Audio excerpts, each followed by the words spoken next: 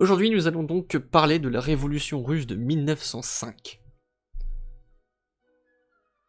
Le titre du chapitre, c'est « La révolution de 1905 », il n'est pas plus explicite. Le sous-titre est très long, c'est « Les sections entre guillemets ouvrières et le mouvement de Gapone, la légende du tsar tué par le tsar, le premier grand mouvement des masses ouvrières, la première grande grève des ouvriers et ouvrières de Saint-Pétersbourg, l'origine des entre guillemets soviets, l'effet foudroyant des graves défaites dans la guerre russo-japonaise, l'effervescence dans tous les milieux de la société, les libertés prises d'assaut, l'agitation dans la flotte et dans l'armée, la grève générale de tout le pays en octobre 1905, le gouvernement perd pied, le manifeste du 17 octobre, le contact entre les milieux avancés et la masse du peuple s'établit. Le contact entre les milieux avancés et la masse du peuple s'établit. Le paradoxe, entre guillemets, russe commence à s'évanouir. Fin du sous-titre du chapitre. Zoubatov, à Moscou, fut démasqué assez vite. Zoubatov, donc, rappelle, là je suis obligé de commenter pour la rediffusion. Zoubatov, avec Gapone, c'est deux personnes, deux agents de la police secrète, qui ont comme mission d'infiltrer en quelque sorte les mouvements ouvriers pour créer des orgas dirigés par l'État, mais sans que les ouvriers et ouvrières s'en rendent compte. On reprend donc. Zoubatov, à Moscou, fut démasqué assez vite. Il ne put aboutir à de grands résultats. Mais à Saint-Pétersbourg, les affaires marchèrent mieux.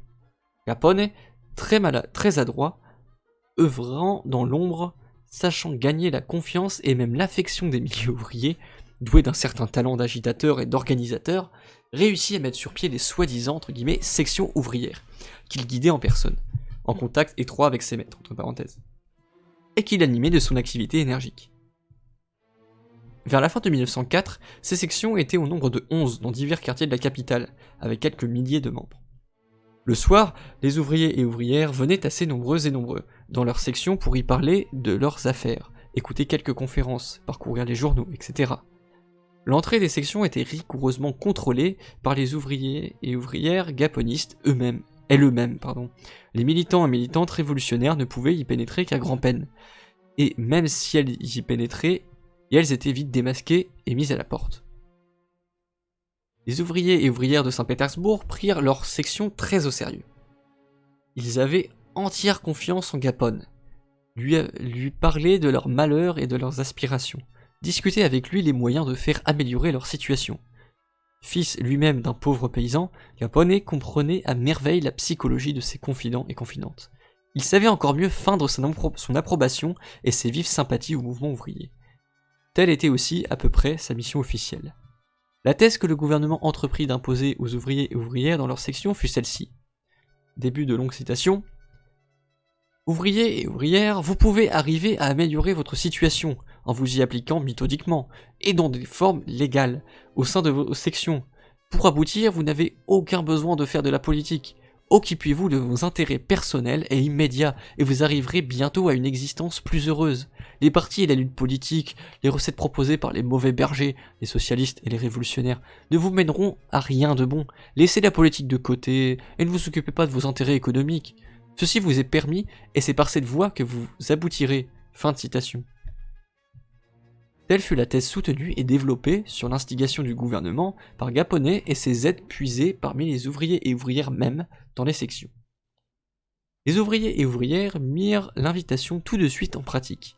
Elles commencèrent à préparer une action économique pour appuyer, le cas échéant, leurs revendications élaborées et formulées d'abord avec Gapone. Ce dernier, dans sa situation plus que délicate, dut faire semblant d'approuver tout. S'il ne le faisait pas, il provoquerait aussitôt un mécontentement parmi les ouvriers et ouvrières. Il serait même certainement accusé de trahir leurs intérêts, de tenir trop le parti du patronal. Il aurait vite perdu sa popularité. De ce fait, son œuvre même serait infirmée. Dans son double jeu, Gapone devait avant tout et à tout prix conserver les sympathies qu'il sut gagner chez les ouvriers et ouvrières. Il le comprenait bien et faisait mine de soutenir entièrement leur cause, tout en espérant pouvoir par cela même garder la maîtrise du mouvement, pouvoir manier les masses à sa guise, pouvoir diriger, façonner et canaliser leur action. Ce fut le contraire qui se produisit. Le mouvement prit rapidement de l'ampleur. Bientôt, il se transforma en une véritable tempête qui déborda et emporta Gapone lui-même. Brièvement exposés, les événements se déroulèrent comme suit.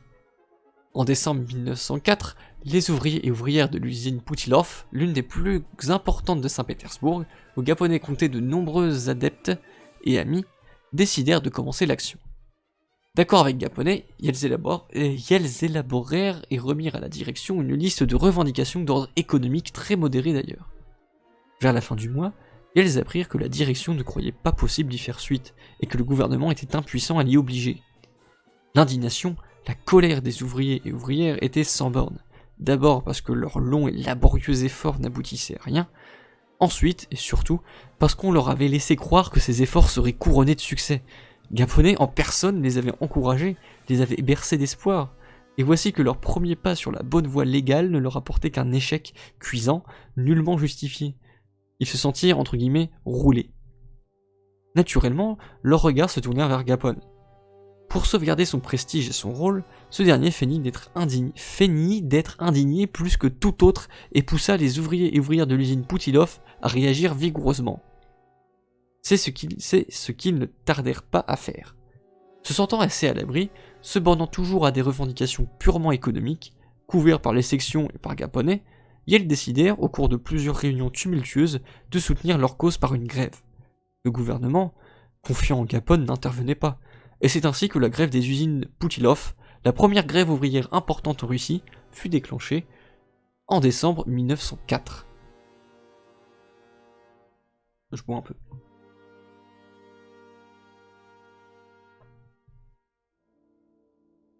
Mais le mouvement ne s'arrêta pas là.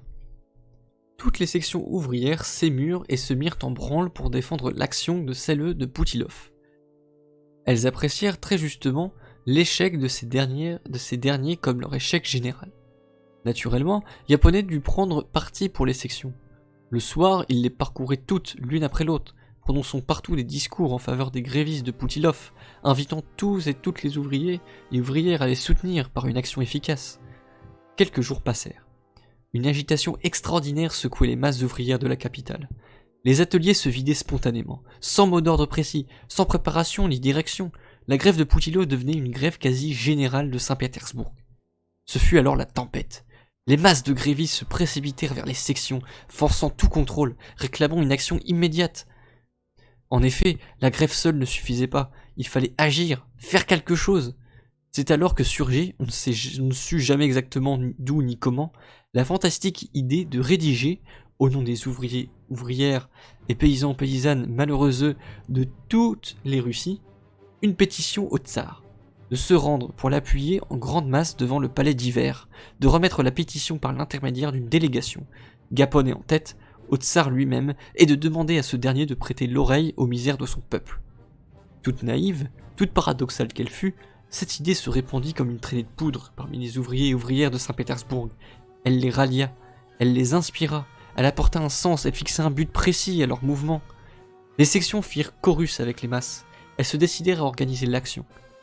Gaponet fut, je sais pas si on dit Gaponet ou Gaponet au passage, Gaponet fut chargé de rédiger la pétition. De nouveau, il s'inclina. Ainsi, il devenait, par la force des choses, leader d'un historique mouvement des masses. Dès les premiers jours du mois de janvier 1905, la pétition était prête. Simple, émouvante, elle respirait le dévouement et la confiance. Les misères du peuple y étaient exposées avec beaucoup de sentiment et de sincérité. Ensuite, elle demandait au tsar de consentir et de faire exécuter certaines réformes. Chose étrange, mais incontestable, la pétition de Gaponet était une œuvre de haute inspiration. Il s'agissait maintenant de la faire adopter par toutes les sections, de la porter à la connaissance de vastes masses et d'organiser la marche vers le palais d'hiver. Entre-temps, un fait nouveau se produisit. Des révolutionnaires appartenant au parti politique, ces derniers se tenaient à l'écart du mouvement, intervirent auprès de Gaponet. Ils cherchèrent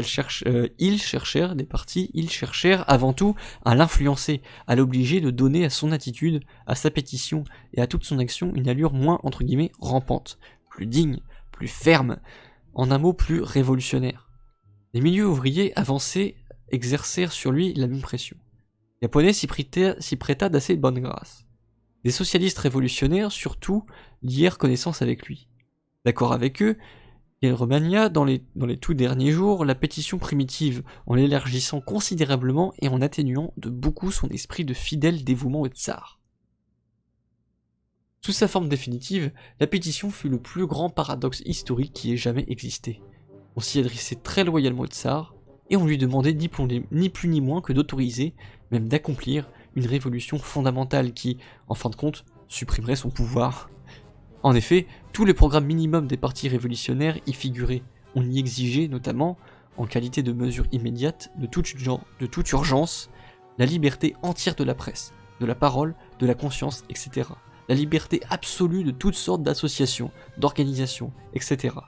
Le droit aux ouvrières et ouvriers de se syndiquer, de recourir à la grève, etc. Des lois agraires tendant à l'expropriation des gros propriétaires, au profit des communautés paysannes, et surtout la convocation immédiate d'une assemblée constituante élue sur la base d'une loi électorale démocratique. C'était carrément une invitation au suicide. Il est à noter, toutefois, qu'en dépit de tout ce qu'il y avait de paradoxal dans la situation créée, l'action qui se préparait ainsi n'était, pour un esprit averti, qu'un aboutissement logique des tendances existantes, une synthèse naturelle des divers éléments en présence. D'une part, l'idée de la démarche collective auprès du tsar, avec la pétition, ne fut au fond qu'une expression très naturelle de la foi naïve des masses populaires en la bonne volonté du tsar. Ce que nous avons appelé plus haut, entre guillemets, la légende du tsar.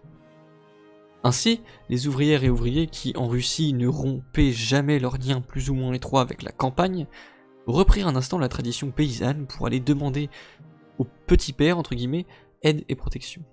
Profitant de l'occasion offerte et unique, soulevés par un élan spontané, irrésistible, elles cherchèrent peut-être surtout à mettre le doigt sur la plaie, à obtenir une précision palpable et une solution concrète définitive. Tout en espérant au fond de leurs âmes simples obtenir un succès au moins partiel, et elles voulaient surtout en avoir le cœur net.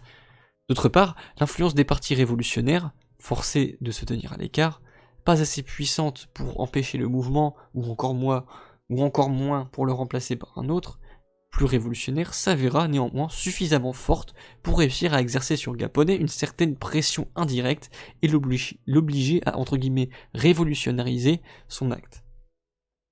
Cet acte fut ainsi le produit bâtard, mais naturel, des forces contradictoires en action.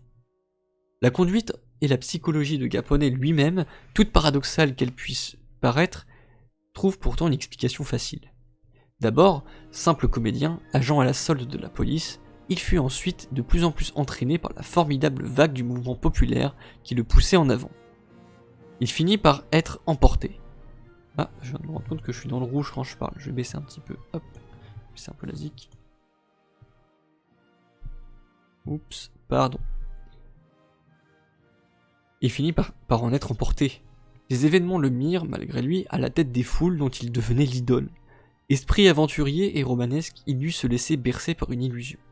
Percevant instinctivement l'importance historique des événements, il dut en faire une appréciation exagérée qui dépassa de beaucoup la réalité des choses. Il voyait déjà le pays entier en révolution, le trône en péril, et lui, Gapone, chef suprême du mouvement, idole du peuple, porté au sommet de la gloire des siècles. De plus en plus fasciné par ce rêve, que les événements paraissaient de plus en plus justifier, il se donna finalement corps et âme au mouvement déclenché. Son rôle de policier ne l'intéressait plus. Il n'y était même pas, au cours de ses journées de fièvre, tout ébloui par les éclairs du formidable orage, tout absorbé par son rôle nouveau qui devait lui apparaître presque comme une mission divine. Telle était très probablement la psychologie de Gapone au début de janvier 1905. On peut donc supposer avec forte raison qu'à ce moment, et dans le sens indiqué, Gapone était sincère. Du moins, telle fut l'impression personnelle de l'auteur de ces lignes qui fit sa connaissance quelques jours avant les événements et le vit à l'œuvre. Effectivement. Même le phénomène le plus paradoxal parmi tant d'autres, l'abstention du gouvernement et l'absence de toute intervention policière au cours de ces journées de préparation fiévreuse, s'explique aisément. Tout d'abord, la police ne put pénétrer dans la psychologie nouvelle de Gapone. Jusqu'au bout, elle garda confiance en son jeu, et lorsque enfin elle s'aperçut du changement et du danger imminent, il était trop tard pour endiguer et arrêter les éléments déchaînés. D'abord quelque peu décontenancé, le gouvernement prit finalement le parti d'attendre le moment favorable pour écraser le mouvement d'un seul coup. Pour l'instant, ne recevant aucun ordre, la police ne bougeait pas. Elle ne se montrait même pas. Ce fait incompréhensible, mystérieux, encourageait les masses, augmenta leurs espoirs. La marche vers le palais d'hiver fut fixée au dimanche matin, le 9 janvier. Vieux style, c'est-à-dire l'ancien calendrier, enfin le calendrier de Russie de l'époque, qui n'est pas celui actuel. Les tout derniers jours, le 8 et le 9 surtout, furent consacrés principalement à la lecture publique de la pétition au sein des sections. On procéda, à peu près partout, de la même façon. Au cours de la journée, mais surtout le soir, Gaponet lui-même, ou un de ses amis, lisait, expliquait et commentait la pétition aux masses ouvrières qui remplissaient les locaux entre guillemets par paquet, à tour de rôle. Aussitôt le local rempli, on enfermait la porte, on lisait la pétition, les assistants et assistantes apposaient leur signature sur une feuille spéciale et évacuaient la salle. Celle-ci se remplissait à nouveau par une foule qui attendait patiemment son tour dans la rue et la cérémonie recommençait. Cela continuait ainsi dans toutes les sections jusqu'à minuit et au-delà. Ce qui apporta une note tragique à ces derniers préparatifs, ce fut, chaque fois, l'appel suprême de l'orateur et le serment solennel farouche de la foule en réponse à cet appel. « Camarades ouvriers, et paysans, et autres, disait à peu près l'orateur. Frères de misère, soyez tous fidèles à la cause générale et au rendez-vous. Dimanche matin, venez tous sur la place devant le palais d'hiver. Toute défaillance de votre part serait une trahison envers notre cause qui est juste. Mais venez calme, pacifique, digne de l'heure solennelle qui sonne. Le père Gaponet a déjà prévenu le tsar et lui a garanti, sous sa responsabilité personnelle, la sécurité absolue. Si vous vous permettez quelque acte déplacé, c'est le père Gaponet qui en répondra. D'ailleurs, vous avez entendu la pétition. Nous demandons des choses justes. Nous ne pouvons plus continuer cette existence misérable. Nous allons donc chez le tsar les bras ouverts, le cœur rempli d'amour et d'espoir. Il n'y a qu'à nous recevoir de même et à prêter l'oreille à notre demande. Gaponet lui-même lui remettra la pétition. Espérons, camarades, espérons, frères, que le tsar nous ouvrira ses bras, nous accueillera, nous écoutera, nous comprendra et donnera suite à nos justes revendications. Mais si, mes frères, le tsar, au lieu de nous accueillir, au lieu de nous écouter, de nous recevoir, nous reçoit à coups de fusil et de sabre, s'il ne veut pas de nous, alors mes frères, malheur à lui. Alors nous n'avons plus de tsar. Alors qu'il soit maudit à jamais, lui et toute sa dynastie. Jurez, vous tous, camarades, frères et sœurs, simples citoyens et citoyennes, jurez qu'alors vous n'oublierez jamais la trahison. Jurez qu'alors vous chercherez à détruire le traître par tous les moyens. Fin de citation. Et l'assemblée tout entière, emportée par un élan extraordinaire, répondait en levant les bras. Nous le jurons. Là où Gapon lui-même lisait la pétition, et il l'a lue une fois dans toutes les sections, il y ajoutait. Moi, prêtre Georges Gaponet, par la volonté de Dieu, je vous délie alors du serment prêté au tsar. Je bénis d'avance celui qui le détruira, car alors nous n'aurons plus de tsar. Blême d'émotion, il répétait 2, 3 fois cette phrase devant l'auditoire silencieux et frémissant. Jurez de me suivre, jurez-le sur la tête de vos enfants. Un peu plus loin. Oui, père, nous le jurons sur la tête de nos enfants, fut invariablement la réponse. Le 8 janvier, au soir, tout était prêt pour la marche. Tout était prêt aussi du côté gouvernemental. En effet, certains cercles intellectuels et littéraires apprirent que la décision du gouvernement était arrêtée. En aucun cas de laisser la foule s'approcher du palais.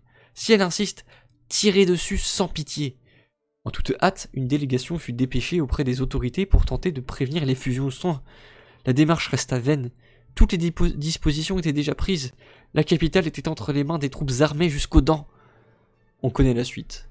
Le 9 janvier, dimanche, dès le matin, une foule immense, composée surtout d'ouvriers et d'ouvrières, souvent avec leurs familles, et aussi d'autres éléments très divers, se mirent en mouvement vers la place du palais d'hiver. Des dizaines de milliers d'hommes, de femmes et d'enfants, partant de tous les points de la capitale et de la banlieue, se ruèrent vers le but indiqué. Hélas, partout ils se heurtèrent à des barrages de troupes et de police qui ouvrirent un feu nourri contre cette mer humaine. Toutefois, la pression des arrière-gardes de cette masse compacte d'hommes, pression qui augmentait de minute en minute, fut telle que par toutes sortes de voies obliques, la foule affluait sans cesse, envahissant la place du palais et toutes les rues avoisinantes. alors que le gouvernement ne trouva rien de mieux que de faire balayer par des salves de feu à intervalles réguliers cette foule désarmée, désemparée, désespérée. Des milliers d'hommes, de femmes et d'enfants furent tués ce jour-là dans les rues de la capitale. Vers le soir, entre guillemets, l'ordre fut rétabli. Et c'est durant toute la nuit et par des wagons entiers que la police emportait les cadavres hors de la ville pour les faire enterrer pêle-mêle dans les champs avoisinants. Quant à Gaponet lui-même, lequel conduisait entouré de porteurs d'icônes et d'images du tsar, une foule immense se dirigeait vers le palais d'hiver par la porte de Narva, il ne fut même pas blessé. Au premier coup de feu, il fut saisi par des amis, emporté hors des rangs et mis en lieu sûr. On lui coupa ses longs cheveux de pop, on le rhabilla en civil et, quelques jours après, il se trouva déjà à l'étranger, hors de toute atteinte. Il lança immédiatement un bref appel aux ouvriers et ouvrières et paysans et paysannes de toutes les Russies, où, en des termes exceptionnellement éloquents et vigoureux, il maudissait, au nom du pouvoir à lui conféré par Dieu, le tsar Romanov et sa dynastie. Il y bénissait d'avance tous ceux qui arriveraient à supprimer le traître. Cet appel fut répandu en très grand nombre à travers le pays. Quelques mots sur le sort définitif de Gaponet sont nécessaires ici même pour clore le chapitre. Sauvé par des amis, l'ex-prêtre se fixa définitivement à l'étranger. Ce furent surtout les socialistes révolutionnaires qui prirent soin de lui. Son avenir ne dépendait maintenant que de lui-même. On a mis à sa disposition les moyens nécessaires pour qu'il rompe définitivement avec son passé, pour qu'il complète son instruction, enfin pour qu'il puisse devenir vraiment un homme d'action d'envergure. Mais Gaponet n'était pas de cette trempe. Le feu sacré qui, par hasard, effleura une fois son âme ténébreuse n'était pour lui qu'un feu d'ambition et de satisfaction personnelle qui s'éteignit vite. Au lieu de se livrer à un travail d'auto-éducation et de préparation à une activité sérieuse, Gaponet restait dans l'inactivité, mère de l'ennui. Le lent travail de patience ne lui disait rien, il rêvait la suite immédiate et glorieuse de son aventure. Or, en Russie, les événements traînaient. La grande révolution ne venait toujours pas. Il s'ennuyait de plus en plus. Bientôt il chercha l'oubli dans la débauche. Le plus souvent il passait ses soirées dans des cabarets louches, où, à moitié ivre, en compagnie de femmes légères, il pleurait à chaudes larmes ses illusions brisées. La vie à l'étranger le dégoûtait. Le mal du pays le tenaillait. À tout prix, il voulait retourner en Russie. Alors, il conçut l'idée de s'adresser à son gouvernement, de lui demander le pardon et l'autorisation de revenir pour reprendre ses services. Il écrivit à la police secrète. Il renoua les relations avec elle. Ses anciens chefs accueillirent l'offre assez favorablement. Mais avant tout, ils exigèrent de Gaponet une preuve matérielle de son repentir et de sa bonne volonté. Connaissant ses accointances avec des membres influents du Parti socialiste révolutionnaire, ils lui demandèrent de leur fournir des indications précises qui leur auraient permis de porter un coup dur au dit parti. Gaponet accepta le marché. Entre-temps, un membre influent du parti et ami intime de Gaponet, l'ingénieur Rutenberg, eut vent des nouvelles relations de Gaponet avec la police. Il en référa au comité central du parti. Le comité le chargea, c'est Rutenberg lui-même qui lui raconta dans ses mémoires de faire son possible pour démasquer Gaponet. Rutenberg fut obligé de jouer un rôle. Il finit par obtenir des confidences de Gaponet, ce dernier ayant supposé que l'ingénieur trahirait volontiers son parti pour une forte somme d'argent. Gaponet lui fit des propositions dans ce sens. Rutenberg finit d'accepter. Il fut convenu qu'il livrerait à la police, par l'intermédiaire de Gaponet, des secrets très importants du parti. On marchanda sur le prix. Ce marchandage, fin et traîné sciemment en longueur par Rutenberg, d'accord avec son parti, mené par Gaponet d'accord avec la police, se termina en Russie, où Gaponet put, entre-temps, se rendre de même que Rutenberg. À Saint-Pétersbourg se joua le dernier acte du drame. Aussitôt arrivé, Rutenberg prévint quelques ouvrières, amis fidèles de Gapone, lesquels se refusaient à croire à sa trahison, qu'il était à même de leur en fournir une preuve incontestable. Il fut convenu que les ouvriers et ouvrières gaponistes assisteraient en cachette au dernier entretien entre Gapone et Rutenberg, entretien où le prix de la prétendue trahison de Rutenberg devait être définitivement fixé. Le rendez-vous eut lieu dans une villa déserte, non loin de Saint-Pétersbourg. D'après le plan conçu, les ouvriers cachés dans la pièce contiguë à celle où se passait l'entretien entre Gaponet et Rutenberg devaient ainsi assister, sans être vus, à cet entretien pour se convaincre du véritable rôle de Gaponet et pouvoir ensuite démasquer publiquement. Mais les ouvriers ne purent pas y tenir. Aussitôt convaincus de la trahison de Gaponet, ils firent irruption dans la chambre où les deux hommes discutaient. Ils se précipitèrent sur Gaponet, le saisirent et malgré ses supplications, l'exécutèrent brutalement. Ensuite, ils lui passèrent une corde au cou et le suspendirent au plafond. C'est dans cette position que son cadavre fut découvert accidentellement quelque temps après. Ainsi se termina l'épopée personnelle de Gaponet. Quant à l'épopée du mouvement, elle suivit son chemin. Les événements du 9 janvier eurent une résonance formidable dans le pays entier. Sans parler des villes et des régions industrielles, dans les recoins les plus obscurs, la population apprenait avec une stupéfaction indignée qu'au lieu de prêter l'oreille au peuple venu paisiblement devant le palais pour conter au tsar ses misères, ce dernier donna froidement l'ordre de tirer dessus.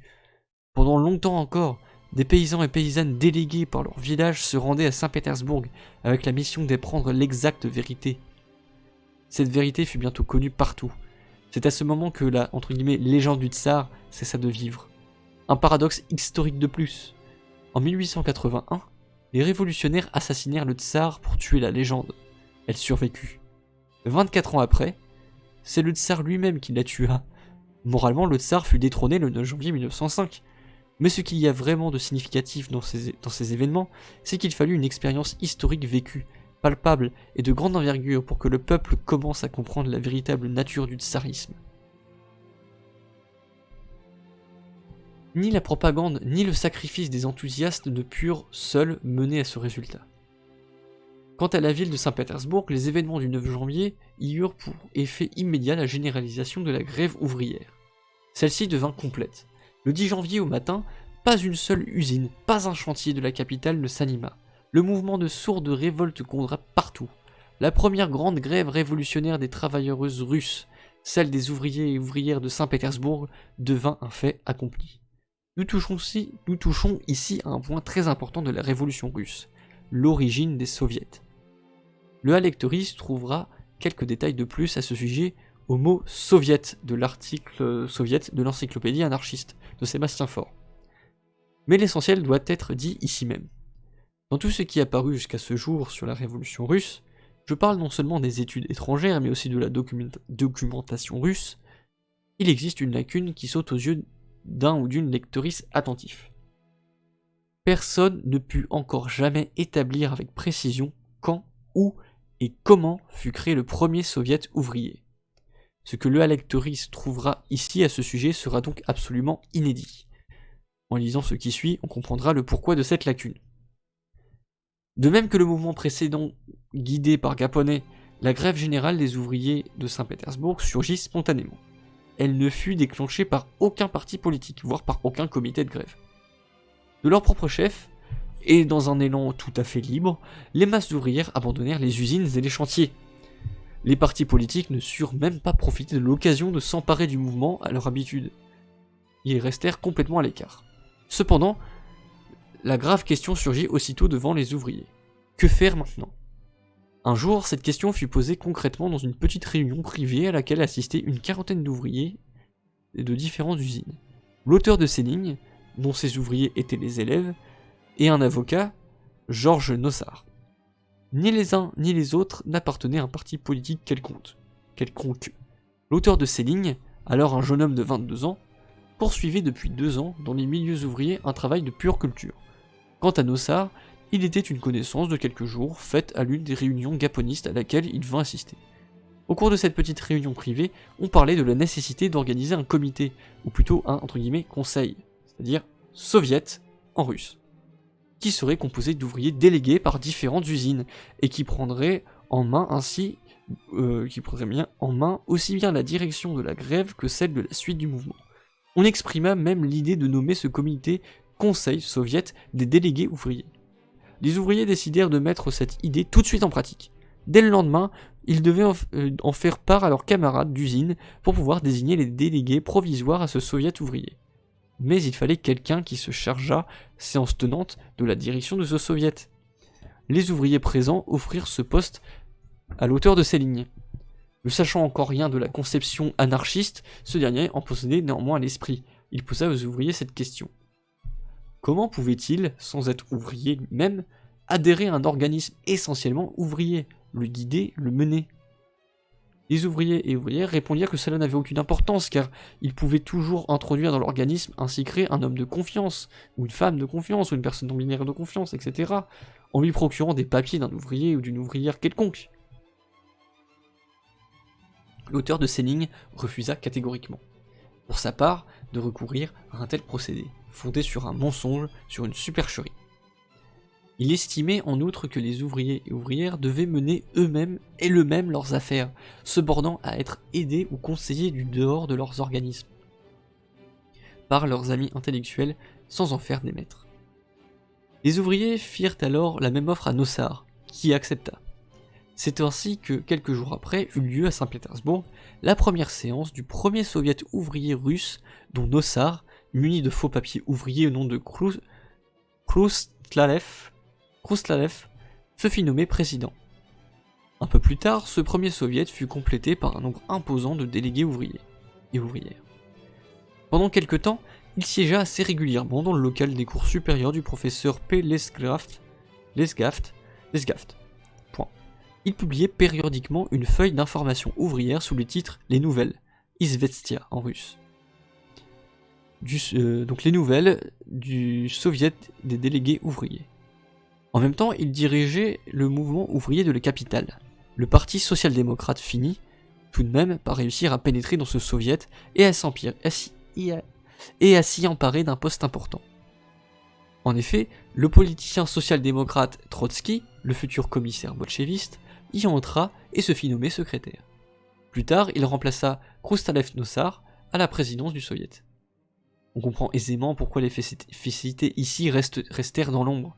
Nossar, le lecteuriste trouvera ailleurs quelques mots sur son sort personnel, n'en a jamais soufflé mot à personne.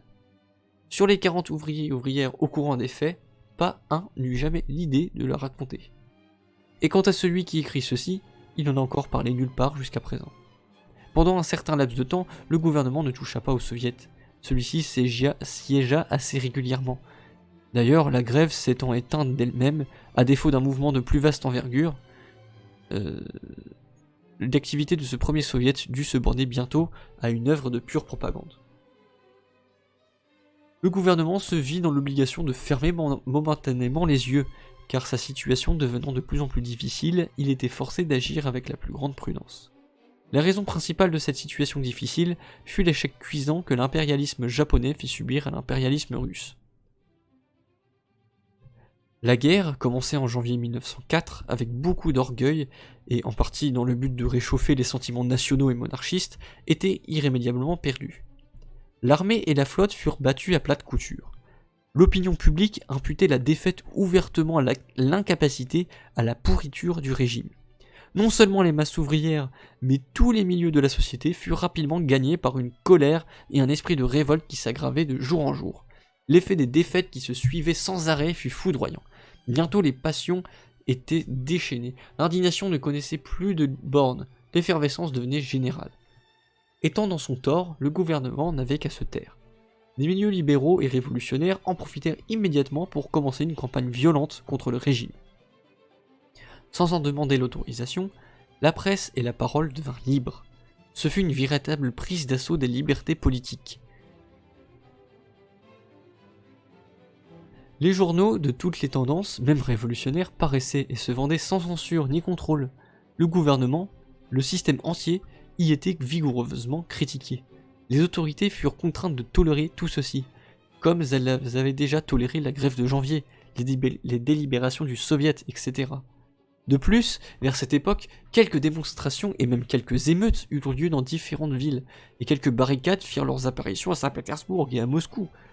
Les ennemis du gouvernement étaient trop nombreux, trop audacieux, et surtout, elles avaient raison. L'été 1905 apporta de plus des troubles assez graves dans l'armée et la flotte. Le pays entier se dressait de plus en plus résolument contre le tsarisme. En plus de sa mauvaise situation morale et de sa défaite dans la guerre russo-japonaise, il manquait au gouvernement le facteur le plus important pour pouvoir combattre ce mouvement, l'argent. L'inactivité, l'impuissance avouée du gouvernement enhardirent les forces de l'opposition. Dès le début d'octobre, on parla d'une grève générale de tout le pays, comme début d'une révolution décisive. Cette grève du pays entier, grève formidable, unique dans l'histoire du monde, eut lieu vers la mi-octobre. Elle fut moins spontanée que celle de janvier. Envisagée de longue date, préparée d'avance, elle fut organisée par le soviet et surtout de nombreux comités de grève. Usines, chantiers, magasins, banques, administrations et surtout chemins de fer, toutes les voies de communication, postes et télégraphes, tout, absolument tout s'arrêta net. La vie du pays fut suspendue. Le gouvernement perdit pied et céda. Le 17 octobre 1905, le tsar lança un manifeste, le fameux manifeste du 17 octobre, où il disait avoir pris la décision d'octroyer à ses chers sujets toutes les libertés politiques et, de plus, de convoquer le plus rapidement possible la Douma de l'État, genre d'États généraux, pour l'aider dans ses fonctions gouvernementales. Ce fut, enfin, une promesse de constitution. Certains milieux la prirent même au sérieux. Ainsi, un parti entre guillemets octobriste, d'octobre, fut créé aussitôt dans le but d'activer la réalisation et de surveiller l'application des réformes modérées annoncées par le manifeste. Le but immédiat du manifeste fut atteint. La grève cessa. L'élan révolutionnaire fut brisé. Mais il va de soi que les partis révolutionnaires n'eurent aucune confiance dans les promesses.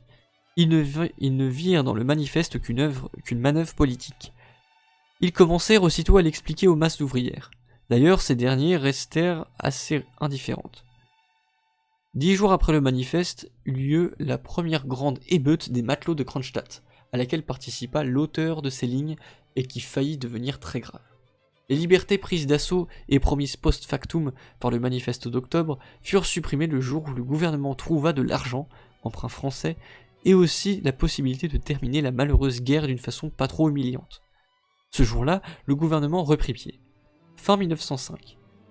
Il réinterdit toute la presse révolutionnaire, rétablit la censure, procéda à des arrestations de masse, liquida toutes les organisations ouvrières ou révolutionnaires qui lui tombèrent sous la main et supprima le soviet, jetant en prison Nossar et Trotsky, et dépêcha des troupes à l'effet des châtiments sévères dans toutes les régions où des troubles sérieux avaient eu lieu. Il ne resta qu'une chose à laquelle le gouvernement n'osa pas toucher, la Douma, dont la convocation était proche. Salut actualisateur. Ainsi, vers la fin de 1905, la révolution fut définitivement enrayée.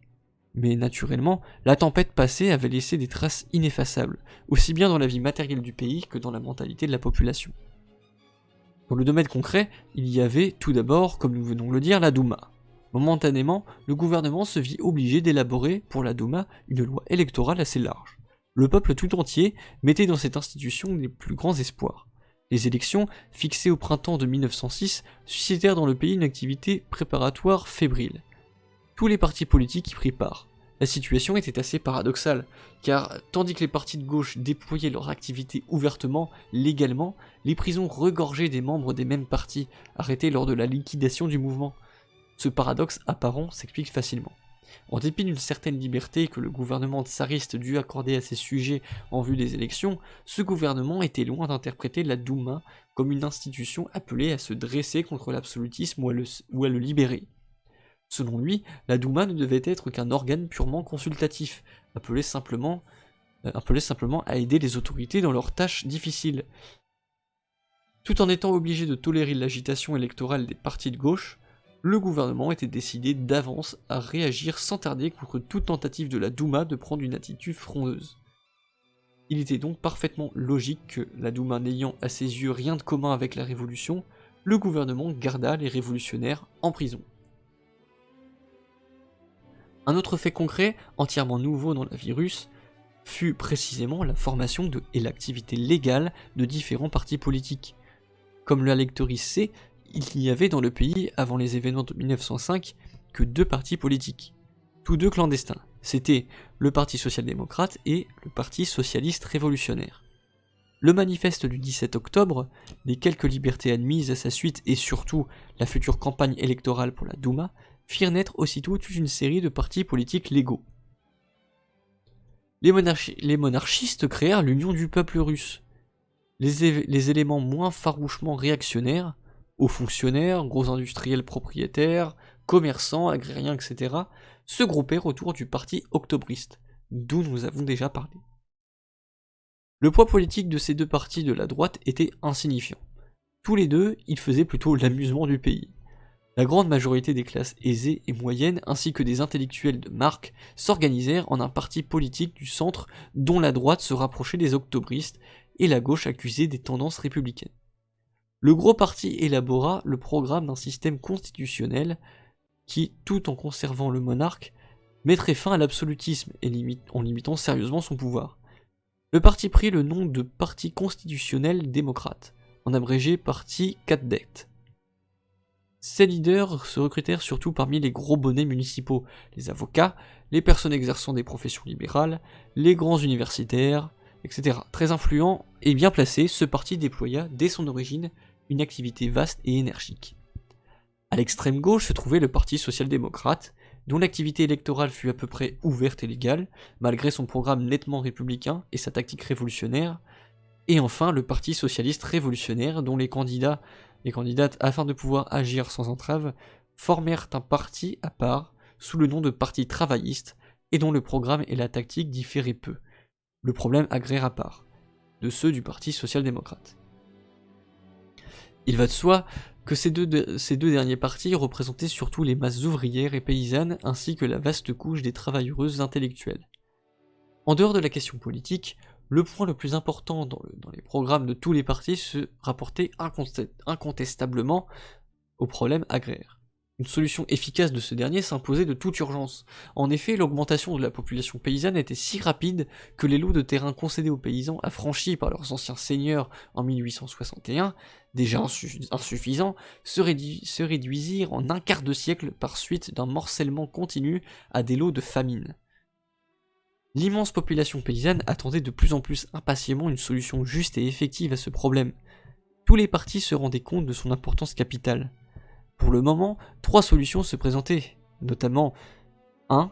Le Parti constitutionnel démocrate proposait l'augmentation des lots par une aliénation d'une bonne partie des grandes propriétés privées ou l'État, aliénation devant être dédommagée graduellement par les paysans et paysannes, avec l'aide de l'État, conformément à une estimation officielle et entre guillemets juste. 2. Le Parti social-démocrate préconisait une aliénation pure et simple des terres indispensables aux paysans et paysannes, lesquelles terres constitueraient ainsi un fonds national distribuable à la paysannerie au fur et à mesure des besoins. Nationalisation ou municipalisation des terres. 3. Le Parti socialiste révolutionnaire offrait la solution la plus radicale, à savoir la confiscation totale de toutes les terres faisant l'objet de propriétés privées, la suppression immédiate et complète de toute propriété foncière, la mise à disposition des collectivités paysannes de toutes les terres. Socialisation des terres. Une note importante est à ajouter à ce qui vient d'être dit.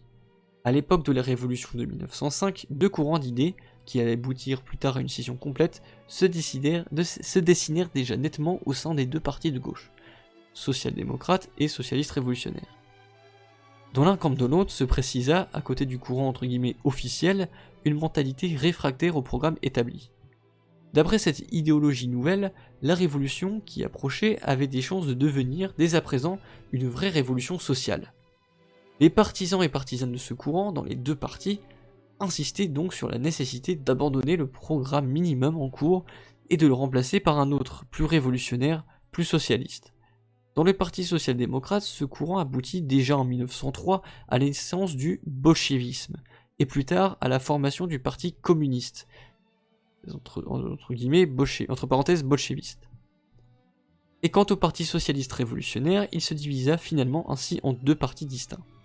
Celui des socialistes révolutionnaires de droite, qui défendait toujours la nécessité de passer avant tout par une république démocratique bourgeoise, et celui des socialistes révolutionnaires de gauche, qui prétendait, parallèlement au bolchevisme, que la prochaine révolution devrait être poussée le plus loin possible, notamment jusqu'à la suppression immédiate de l'État capitaliste et l'instauration d'une république sociale.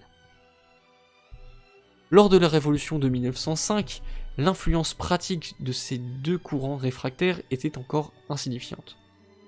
Pour compléter l'exposé de divers courants d'idées lors de la révolution de 1905, signalons que le Parti socialiste révolutionnaire donna naissance, vers la même époque, à un 3e credo social, qui alla jusqu'à l'idée de devoir supprimer, dans la prochaine révolution, non seulement l'État bourgeois, mais tout État en général, comme institution politique.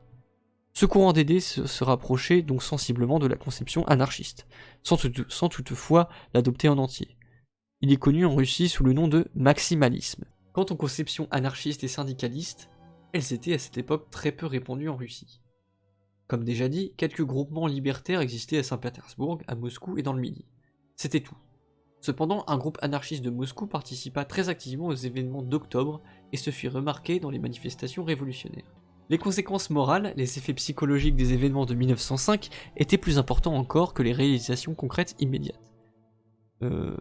Tout d'abord, comme nous l'avons déjà signalé, la légende du tsar s'évanouit. L'absolutisme fut moralement détrôné. Ce ne fut pas tout, car du même coup, les masses populaires se tournèrent vers les éléments qui, depuis longtemps déjà, combattaient cet absolutisme, vers les milieux intellectuels et avancés, vers les partis politiques, vers les révolutionnaires en général, etc. Ainsi, un contact solide et vaste s'établit enfin, entre les milieux avancés et la masse du peuple. Désormais, ce contact ne put que se consolider et s'approfondir. Le « paradoxe russe » dont nous avons parlé plus haut avait vécu. Quelques mots sont à dire ici sur le sort personnel de Nossar Khroustalev, premier président du premier soviet ouvrier de Saint-Pétersbourg. Arrêté lors de la liquidation du mouvement, il fut condamné à être exilé en Sibérie. Il se sauva et se réfugia à l'étranger. Mais de même que Gapon, il ne sut pas s'adapter à une nouvelle existence et encore moins se mettre au travail régulier. Certes, il ne mena pas une vie de débauche et ne commit aucun acte de trahison, mais il traînait à l'étranger une existence déréglée, misérable, malheureuse. Celle-ci continua jusqu'à la révolution de 1917. Aussitôt celle-ci éclatée, il se précipita, comme presque tous les immigrés russes, et toutes les immigrés russes, en son pays et y participa aux luttes révolutionnaires. Ensuite, on l'a perdu de vue. D'après quelques informations venues d'une source digne de foi, il se dressa finalement contre les bolcheviks et fut fusillé par ces derniers. Et la prochaine fois, on parlera de la période entre 1905 et 1917. Donc, à bientôt YouTube, à demain j'espère. Ciao, individu.